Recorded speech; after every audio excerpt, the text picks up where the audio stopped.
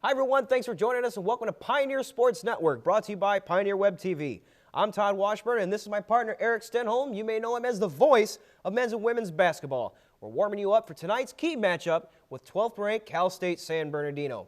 We got a great show lined up for you and we'll get started right after this.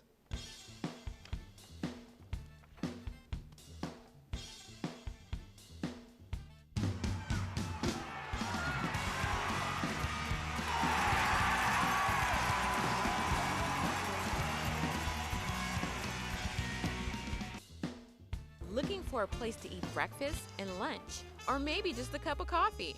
Look no further. Einstein's Brothers Bagels is here for you. Located between the CSUEB Administration Building and the North Science Building, Einstein's Brothers Bagels has everything you need. Here, you can find salads, sandwiches, specialty coffee, and of course, bagels. In addition to this variety of food, a very friendly staff is there to tend to your every need. Einstein's Brothers Bagels, a rare find on the CSUEB campus. Welcome back. I'm Eric Stenholm alongside Todd Washburn, and let's get started on last week's SF State game and the recent road trip. We'll get into tonight's game preview a bit later. Yeah, Eric, the Pioneer men's team is going through a little bit of a tough stretch right now, and they're recovering from an 8th consecutive road loss this season. 73-53 defeat at the hands of the 18th ranked Cal Poly Pomona. Their last home game on homecoming night against SF State, they lost a contested affair by the score of 71-64. Let's get into that a little bit. Yeah, that SF State game, I was there for the game. It was a very raucous atmosphere. The Pioneer Gym was as loud as I had ever heard it. It was a great crowd. And I think the team kind of fed off that and stayed in the game against a team that some would say outmatched them just a little bit. But they were able to fight back. They were in the game at halftime. They struggled to start the second half. They fought back, but it just wasn't enough in the end. Tell me a little bit about what you saw that they did really well, and maybe a little bit of something about what they didn't do so well. Well, Kyle Frakes had a good game. Gabe Kindred had a good game. Overall, though, the rebounding was an issue. And I think the defensive play in the final 5 to 7 minutes of the game was off. I know you've seen some tape of the game. And Pioneers are a team that lives and dies by the three, and you can talk a little bit about that. Yeah, absolutely. And as far as the guard play goes, has not been very bad at all. I like Gabe Kindred. I like what he can do from the arc. One thing that I've seen is, we've discussed before, is sometimes they'll wait almost an entire game and you won't see like a pick and roll or a screen. And as we saw from Brandon Tatum from SF State, for example, he was able to knock off Heberbrand, was guarding him at the time, and he was wide open down in the paint. Nobody was guarding him. Lob City, as we all know, got him 2 free points right there and had nobody to contest him but a 5'7" point guard there. And it's effective. And 2 or 3 games that I've watched in the last recent stretch here is that's part of their faults is they're not setting up plays. The guards are too easy to swing the ball out to the arc, and that should be what a forward is doing. They should be getting down in the paint, creating a play, and find somebody underneath the rim like Kyle Frakes. He's 6'10". I understand he's a freshman. I understand that he's got foul troubles, but you got to give the guy the benefit of the doubt. You're not really playing for a conference title right now. This is the time where the freshmen and the inexperienced guys that you need, because we haven't seen a whole lot of size on the Pioneer men's team in recent history. And you got a 6'10" center down there who's got 2-inch advantage. SF State only had 3 guys that play forward or center that's 6'8" or below, or 6'6", and you got that advantage right there. That's your key to that game, is getting the ball to a big man like that. And that's been a theme for them throughout the conference season is teams like, I saw the game against Cal State LA, there was a player, James Tillman for LA, who just dominated the Pioneers all night. I believe he scored 30 points in that game. He was fantastic. He played as a power forward. He dunked. He was in that Blake Griffin role, just like Tatum. And he really posed a matchup problem for the Pioneers, and that was the main issue in that game. That was the main issue in the SF State game. Is if Frakes plays the whole game, he can match up fine with a player like that. But when he's off the floor, it's really tough for players who don't necessarily have that combination of size and athleticism to keep up with a guy like Tatum or a guy like Tillman. They both really dominated the Pioneers, and I'm hoping to see maybe in Gus Arginal's second recruiting class, maybe a guy who can play that power forward role, he's got the size, he's 6'8", he's 6'7", and he can jump out of the gym. Yeah, it was almost like a tale of two halves. Like in the first half, they were shooting 50% from the field. and they were shooting 30.5% from the field in the second half. And part of the thing that I took issue with was, they only had 6 points in the second chance of the whole game. And again, that's part of your guards and your forwards. Got to get down inside the paint, get low posts, box people out, and try to get a hold of that rebound. They're not doing a whole lot of defensive and offensive rebounding that's going to do things to take away from the other team's scoring chances and their second point. And this is both sides. And again, I'll go back to the Kindred thing. I really love what he does. He's able to stutter step. He's able to find a weak lane on each side of whoever's guarding him. And once he gets into that paint, he's too quick to dish the point. I mean, he leads the team in turnovers right now. And you cannot be giving the other team a chance to take over and start a drive and a fast break and get free points.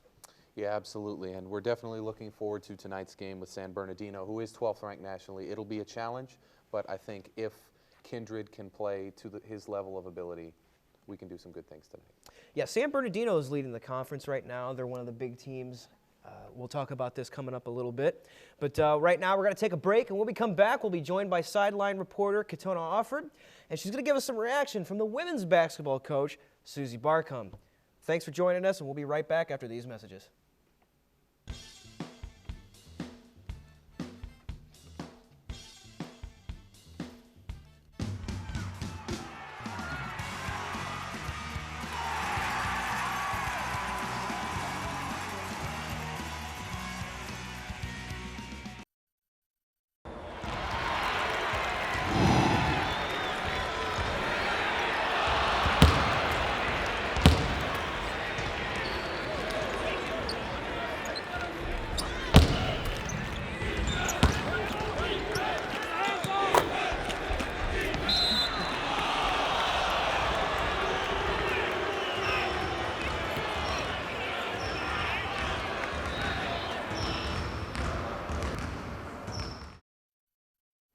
Hi, everyone. Welcome back to Pioneer Sports Network. And now we're joined by sideline reporter Katona Offord to talk women's basketball.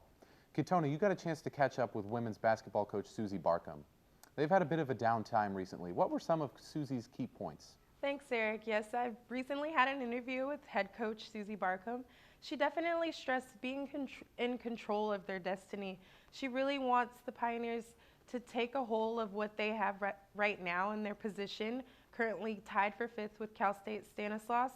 And she wants them to take advantage of that and, not allow the other teams above them or below them to determine what place they'll finish in the CCAA conference.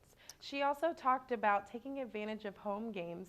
During the Pioneers' previous 4 home games, they've won by a margin of over 20 in all 4 of them, so they definitely want to take advantage of the home games that they have, the home court advantage. Yeah, the Pioneer women's team has been missing a significant part of their lineup in recent games. They lost a heartbreaker last night, 75-71, on a last-second bucket by the Coyotes. They will have a significant addition to their lineup on Saturday night. Who will that be, KO? Yes, of course, there will be the return of 6'2" forward Danielle Pecan. She's a very huge piece of the women's team, and she's been out with an injury for the past 5 games, so having her back defensively and offensively shooting over 52% from the field will definitely, boost up the Pioneers' chances of finishing in a higher rank for the CCAA playoff contention. Yeah, with Danielle Pecan back, you and I have seen many of the games this year. She really is a force. Can you talk a little bit about what she means to the team both on and off the floor? Yes, definitely. You can tell that, the chemistry was a bit off last night, missing Danielle, and actually I've been watching the away games, and they're definitely trying to get back into the swing of playing without a huge player, a huge piece, and she is definitely someone that they look to, to boost them and alongside other players as well, but she is definitely someone that they are missing.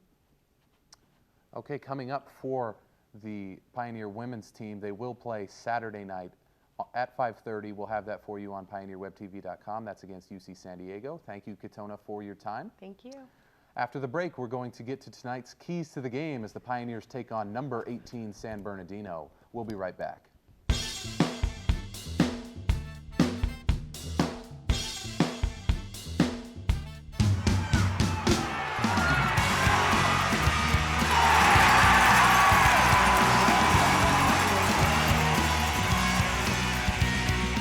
The SCA is a service on campus dedicated to developing your skills and abilities.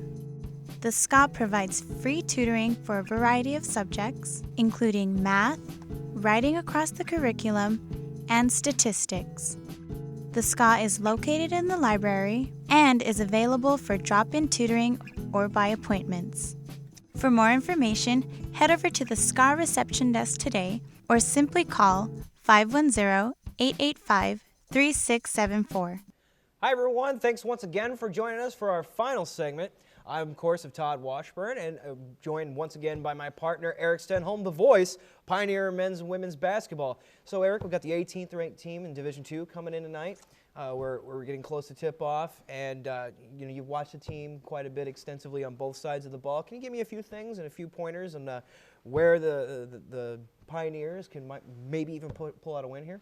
Yeah, it's going to be a challenge for them, obviously. This is a nationally ranked squad, so it'll be difficult for the Pioneers, but I think we both agree they need better guard play in tonight's game from Kindred, Samuels, Greaves, and Whitfield, the 4 guards who will play the most. They need them to be better three-point shooters. They need them to distribute the ball a little bit better and maybe try to get inside to Kyle Frakes. San Bernardino is a much bigger team than the Pioneers, so they need to play on the fast break. I think that's a point of emphasis of Coach Arginal as well. Jordan Burris is 5th in the conference in rebounds, and Andrew Young for San Bernardino is 3rd in the conference in rebounds, and he's 6'8". So Frakes needs to take care of him. If Frakes is in foul trouble and the Pioneers are forced to go with a smaller lineup, that could be a really difficult spot for Gus Arginal's men. Right, and San Bernardino, of course, being the top team in the conference, if not one of the 2 top teams in the conference, we got to force San Bernardino to play at the Pioneers game. Mm-hmm. They're great at creating turnovers, taking the ball from the other team. They're great at rebounding. Mm-hmm. And like you mentioned with Coach Arginal, what they need to be doing is playing their game. Make San Bernardino play their game. Mm-hmm. Run the fast pace and attack the rim. You got a 6'10" center down in the paint. Get him the ball. Gabe Kindred, he has to limit the turnovers. That's a very important thing for tonight because San Bernardino is going to be looking out for that. They're going to be looking out for him driving the lane and trying to swing the ball out for somebody to the arc, and that's going to be pivotal for the Pioneer men's tonight in order to limit those takeaways for San Bernardino. Also, attacking the rim. I haven't seen a whole lot of that this season from the Pioneers. It's almost like they get scared when they get down into the paint and they don't want to drive. Again, Kindred leads the team in fouls right now, and which is great, but that's telling me that he's holding on to the ball too long, and he needs to find somebody else down in the paint. The forward's got to get involved, and again, make them play at your game. We got the size advantage on them, so why not get Frakes involved in there? And this could be the night that the Pioneers create an identity. You're going up against a ranked opponent. You're at home. You can make a statement. And you can, we've seen these guys. They play 2 different halves. They could play a really good first half. Will it carry over to the second half? Last season, we saw them hang with the SF Dons up on the hill, on the road no less, for 1 straight half. It was like a 3-point game, if I remember correctly. And that game was also broadcast. There was a lot of pressure on the men's basketball team. But that second half, they have to keep on doing what they did in the first half. Yeah, I think really what it boils down to is this could be a statement game for the Pioneers. This could be one for the young players to build off next year. And really it all comes down to, can Frakes stay out of foul trouble? Because when you have the size advantage with a player like him, you have a chance to win a game no matter who you're playing. Well, there you heard it from the voice of Pioneer men's and basketball team. That's Eric Stenholm, my partner. Hey, thanks for tuning in to the Pioneer Sports Network, brought to you by Pioneer Web TV.